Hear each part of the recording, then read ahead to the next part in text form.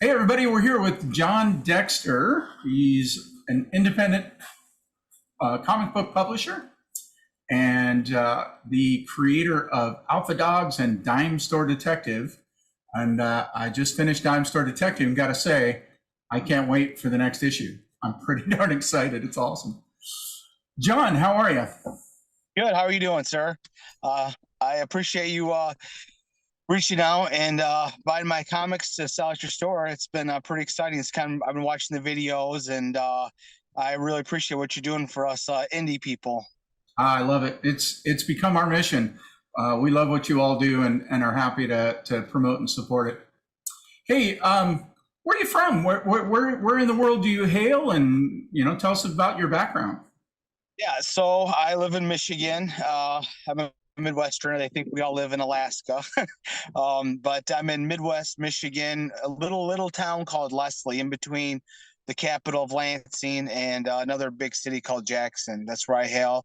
That's where I graduated from high school from and moved away for about 15 years and just recently moved back. So we're in the process of building our house now that upon our return. So it's been really exciting. It's nice. It seems like no matter where you go, you end up back home again eventually. Yep, I hear that. I grew up in Washington State and escaped to North Carolina about 10 years ago. I don't see me going back, but I do. I have worked for four companies that are in Lansing, so I Oh, have some cool. connection to that area. Uh, Yeah, it's pretty cool. yep, I love a good Midwesterner. You people are the heart of the country, as they say. Yeah, it seems like we are. It, it gets a little rowdy around here, but it's a great. We got the four seasons here, so you can't beat it. Yeah, yeah, fantastic. Well, what got you into this, man? What gave you the comic buzz? So most teens of the '90s, I was exposed to the X-Men cartoon, and that just blew me away. It's kind of like when I was a kid, when you watch Star Wars, and then as a teen, X-Men. It just has such a big influence on me and my generation, really, and that was where I started, in my paper route, getting my money, collecting that, and going back to buy the X-Men trades. Anything with Wolverine in it, I was into. So um, that's where my love of comics started from. Then I eventually started doing the screenwriting bit and tried to make it as a screenwriter. I did got some attention, but ultimately, like 99% of screenwriters, it never came to fruition. And then about 6 years ago, I got the idea for Alpha Dogs. A friend of mine actually had watched the Westminster Dog Show and said, "I got a great idea for you. You should write a comic book about dogs with superpowers." And I thought, that is the stupidest idea I've ever heard. But then it just kind of started percolating, and I started thinking about my own dog. He just passed actually in March. He was our baby for almost 14 years. We had lived in a town. He's a pit bull mix, and they had outlawed pit bulls. Uh, So we had the choice to move or get rid of our dog. So of course we moved, and that kind of was the genesis of creating this story about a dog that's feared by the public because of his breeding size, but he actually has a huge heart.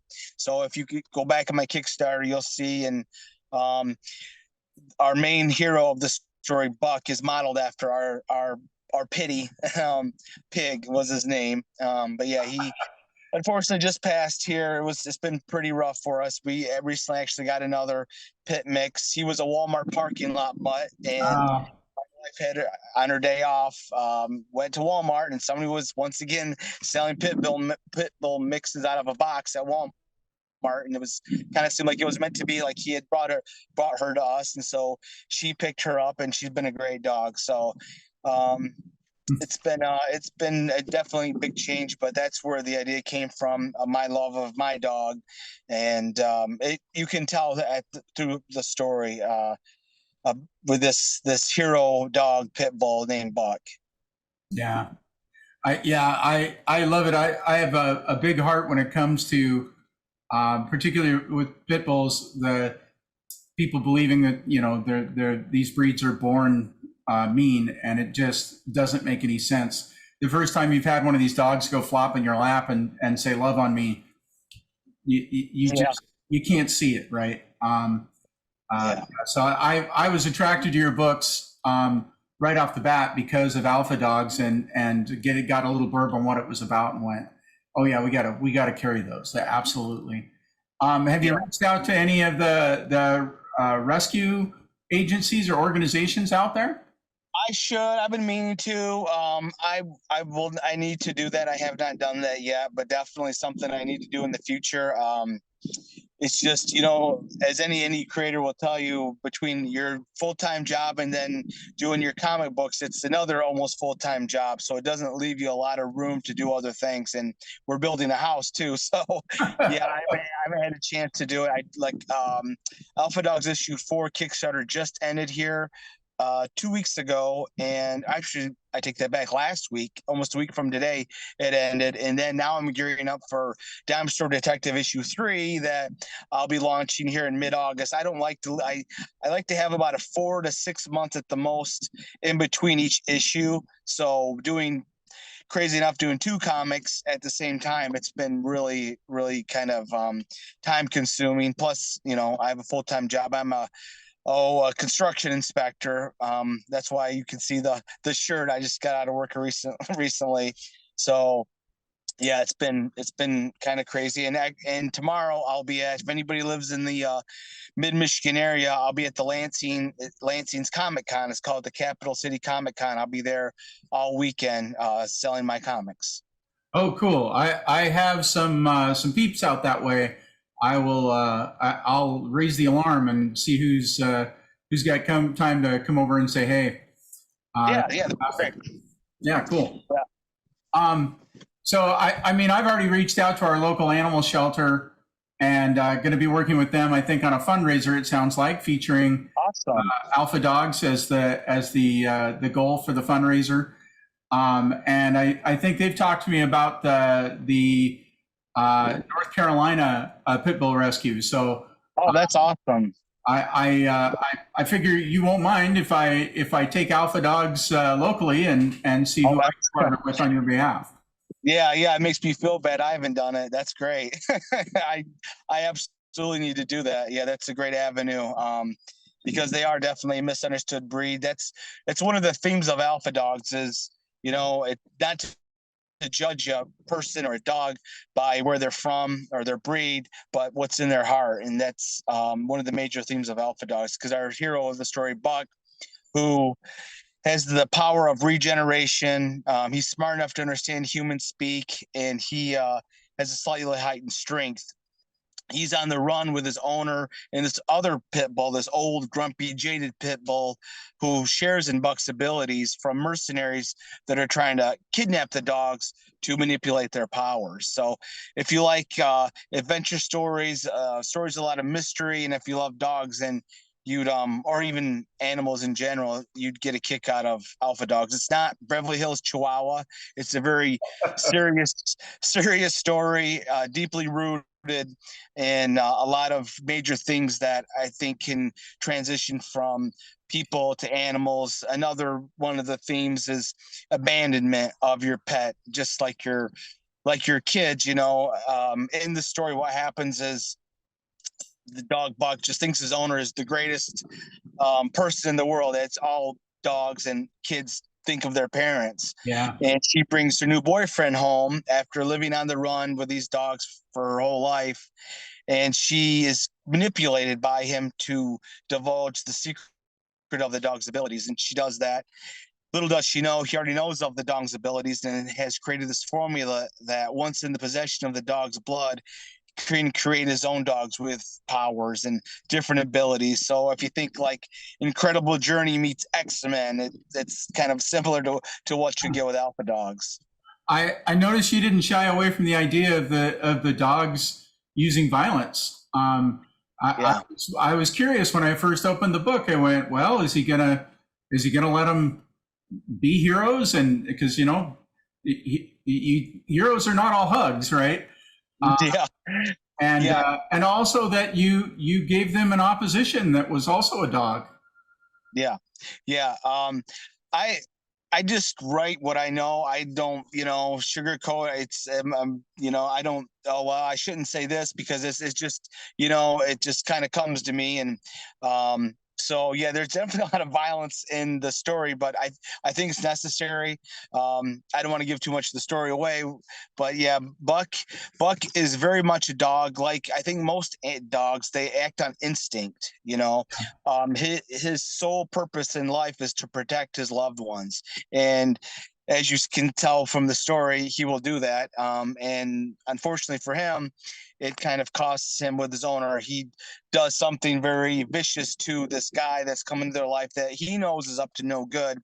And he causes a lot of um, uh, hard feelings between his owner, who has lived her whole life, trying to protect these dogs. And then finally she says, I want to find love. I want to have a relationship. And he kind of jumps in the middle because the guy is only using her to get to the dogs and, create his own dogs because he's got his own master plan of using the dogs to, seek revenge on people that have wronged him. So it's definitely, if you think like Lost, Game of Thrones, a story with a lot of mystery, it's kind of like an onion that you just keep on peeling. And ultimately, the goal throughout the story is to find out how the dogs actually got their powers. So we'll find that out, but it's going to take a while, and how the mercenaries know of the dog's powers and what their plans are for the dog. So if you like Why the Last Man comic series, if you like Lost, then I think you like Alpha Dogs. Yeah, very cool. Yeah, it's a great story. Let's flip the coin a little and talk Dime Store Detective, huh? Yeah, that was actually, so Alpha Dog started 6 years ago, and it took me about 5 years to come up with the money to make Alpha Dogs. Where Dime Store Detective was originally conceived before that, and then recently it was always missing something. And then I watched a podcast about the Dixie Mafia. And if anybody's not familiar with the Dixie Mafia, if you think of the New York Mafia, but of the old dirty South, you'll kind of get who the Dixie Mafia are. Real people. If you ever watched Walking Tall with Buford T. Bussert, he's a guy that was attacked by them. He was a local sheriff. They remade it with The Rock, a totally different story. But yeah, the Dixie Mafia dealt in drugs and corruption and robbery, murder.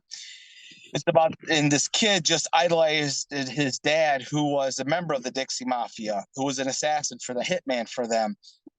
And that kind of gave me the part that I needed to finish my story, which is Dime Store Detective. If you like noir, if you like L.A. Confidential, the old bogey movies, then you mix that with the movie It, or a supernatural story, then you kind of get what Dime Store Detective is. I kind of wanted to create a new genre, and I'm sure it's not, someone's done it before, but kind of the detective mystery mixed with a supernatural story where we kind of go back and forth. So we start out with this detective Mackinder. He's this maverick detective that goes against the top brass. He arrives on this murder scene of the serial killer's newest victim. He leaves her in this Christ-like pose in the Appalachian Mountains. Over the burial grounds, the detective's father and uncle buried multiple bodies 40 years ago when they were involved in this moonshine war with the Dixie Mafia.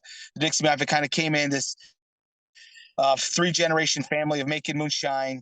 Think of the Duke boys, kind of like. And they move in the Dixie Mafia to kind of run them out of town, and they're not about to do that. They're very proud people. They're from the mountains, the Appalachian Mountains, so they fight back. And as they try to, if you read issue 2, they try to find a new place to hide their still because it gets discovered and Dixie Mafia guys destroy it. They come upon this cave that's been kind of hidden in the Appalachian Mountains. And I don't know if anybody knows anything about the Appalachian Mountains, but there's always these urban legends of people disappearing and, hidden caves and stuff. And so they find this hidden cave, and I don't want to give too much away in the story, but basically the supernatural being is unleashed, and it causes havoc for this family 40 years ago. And we come to the present time, and somehow it's returned. We don't know exactly how, because we're only in issue 2. It's an 8-issue series in all. And so we kind of go back and forth. And the detective, as a little kid, his dad is one of the moonshiners involved with this Dixie Mafia. And then we kind of go back and forth from the past to the present. The detective as a little kid, and there's a connection there between these murders happening today and this evil entity that gets unleashed 40 years ago. If I'm totally confusing you, I apologize. If you read the comic, it'll be a lot more succinct and understanding. Folks, I read the book. You should read the comic. It's it is a very involved story. It's fantastic. I love how you go from color to black and white for your flashbacks. I appreciated that. There are times I get lost in flashbacks sometimes, and the cue that you're giving the reader by going to black and white really helps. You're telling two stories, and I keep them separate and understand what's going on. That's fantastic for me. Because it's sorry to interrupt you, but in a comic, your kind of rule with anything is keep it simple, And if a reader has to think, if they're confused, then you've lost them. So I really want, and I wanted the nostalgic feel too of the black and white too. Now, granted, it's the 80s, not the 40s, but still, same thing. Yeah, no, it worked for me. So you're the writer. You have someone else doing the artwork? Yeah, Stone Tower Studios. They're out of Argentina. They do the artwork. They do the lettering. They're great. For now. Oh, and this one, it's for Alpha Dogs. Fernando Malik is doing the artwork for Dime Store Detective. It's done by Alfredo, and I'm blanking on his last name. I'm sorry. There's a lot of people that keep track of, but Lucas Shurita, he's the kind of the production manager. He gets everybody, hires the artists for me. I mean, I find them, but he says, oh, they'll be good fit and stuff. So they've been great. They've done a great job. As you can tell, the artwork is terrific. The lettering is great, and the coloring is top notch. The covers are great as well. Oh yeah, absolutely. They look great on my wall. I just wish they'd fit off into people's pockets now. No, we're actually selling quite well. You were gracious enough to send us some signed copies, folks. I only have a few left, so if you want a signed copy of Jon's books, you better get in here because they're going to go. So this, now you mentioned earlier that you have a full-time job, right? You're a construction inspector, right? Yeah. I don't think people understand the level of effort it takes to get a comic book off the ground. What's the hardest part of doing that? Where are the pitfalls and the things that have kept you up at night? Yeah, it's you really have to do it out of a love because you're not making any money on it. I'm still in the red, even though I've had some success. Because you're doing a full-time job. Like I said, I'm a construction inspector, so it's 50 hours a week and a good week. And then you come home and you got to work on your comic book. You're writing it, and then the money that it takes to go into. I don't think people realize it's a very expensive venture. And like I said, you're really doing it out of your passion for it, because you have to find somebody, hire them, then to raise the money. And like I said, it took about 5 years to raise the money for issue 1. And never once did I ever think about giving up, even though probably rationally I should have, because I knew it was a great story. I really had believed in it, believed in myself, and that's really what you're going off, is the belief in yourself, because it is a lot of work.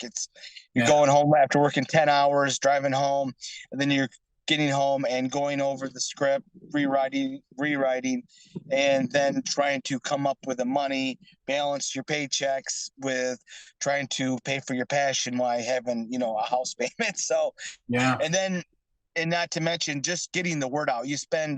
I was spending a good 2 hours a day just trying to get the word out, because it's just you're your own boss, but at the same time, you don't have a company promoting you. You're your own promoter, so it's sending out email after email. People don't like spam, so you got to go out and try to create content on your social media so that people just don't think you're just slowly soliciting your comic book.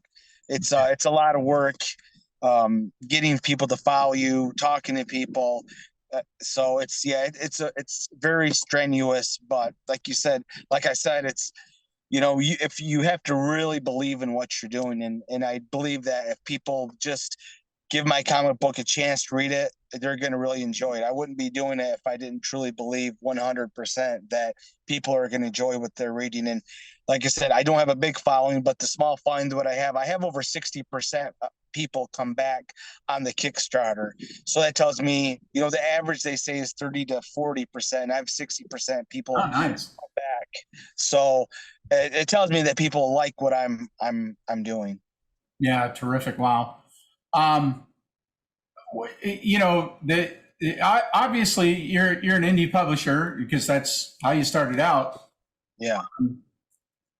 Tell me about how you see the indie world compared to the big guys, the DCs and the Marvels out there, and what do you see as the compelling reason for readers to want to go investigate and invest in indie comics?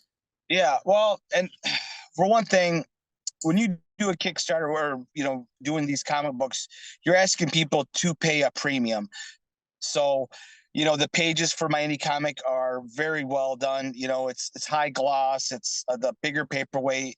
When you get a Marvel comic, it's like toilet paper. It's super thin.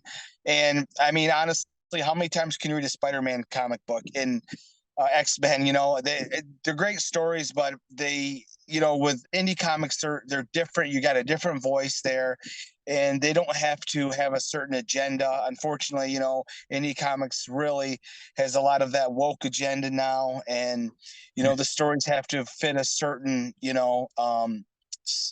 stereotype, basically, where with the indie comics, we're free to just write what comes into our head and to create content that's really original. So I think that's a huge advantage to the Marvel and the DC, where they're under scrutiny 24/7, where little guys like me, we can just write a story without having to fit a certain agenda. And like I said, there's like what, 3 Spider-Man titles out there. How many times can you read a Spider-Man Spider-Man story? Sure. Oh yeah. Yeah, I'm a fan of all of those books, but they're in a box. They have limitations, and I think that's the thing I love most about the indie comics is there's no box. You guys can just take this wherever you decide to take it, and to me, it's much more inventive, much more interesting. Yeah, Absolutely. If there was one thing you could, include at the front of your book, a message to every reader that you'd want them to know about your work, what would it be? boy, that's a good question. I guess that you know that what I'm writing is very original. You're not going to get an Alpha Dogs, on the shelf. You're not going to get a Dinosaur Detective. It's not going to fit into.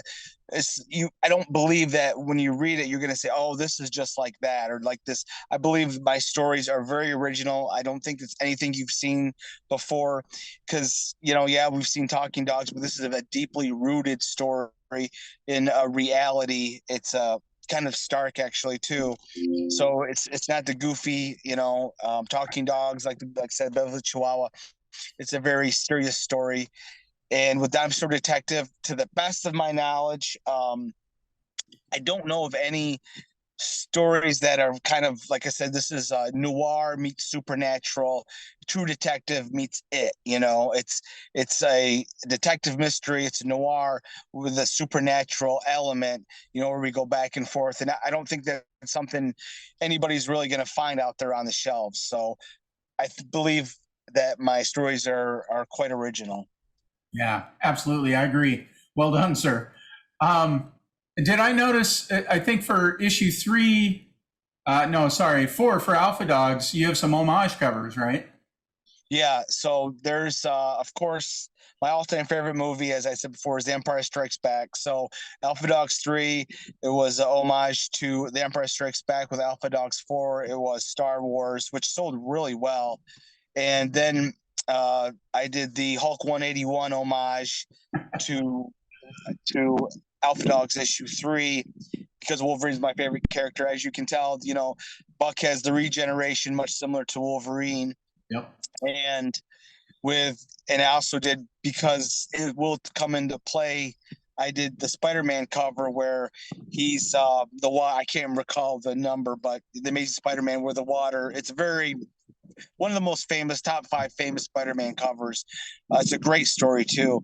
So in Alpha Dogs 4, I have the homage to the Spider-Man cover where he's got the water coming down on him, which will play into the story as issue 4 starts out on a yacht, and I'll let you figure out when you read it. So we're a little over halfway done with Alpha Dogs issue 4.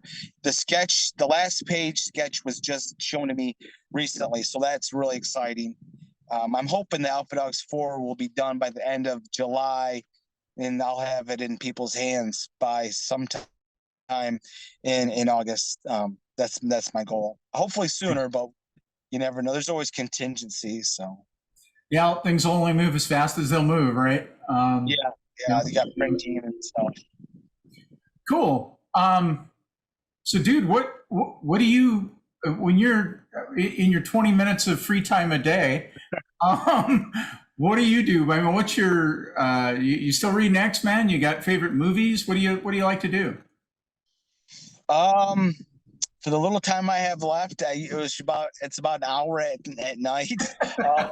Well, we were watching Yellowstone. I never seen that before, so I don't ever watch anything till it's already over with. So I'm watching Yellowstone right now. That's an hour, and then I have just got back into Saga, which one of my all-time favorite writers, Brian K. Vaughan. He did Why the Last Man. He did Saga, great story. I had the original sagas.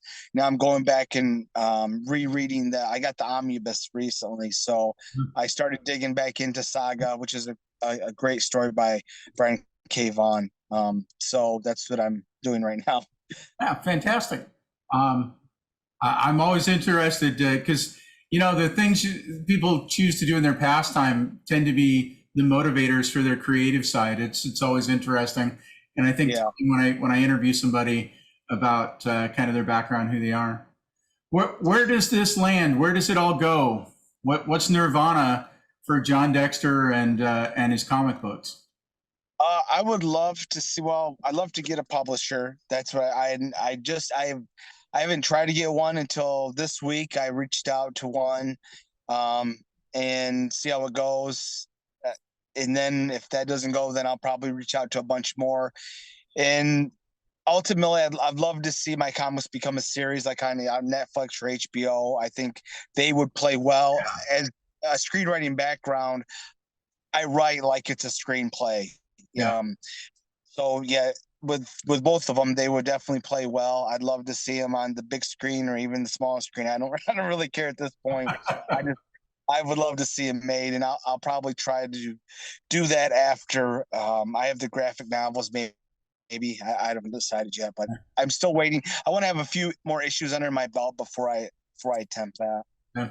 I could really feel the screenwriting background in Dime Star Detective. It really felt like I was sitting down and watching one of the higher end streaming series. It really had that appeal.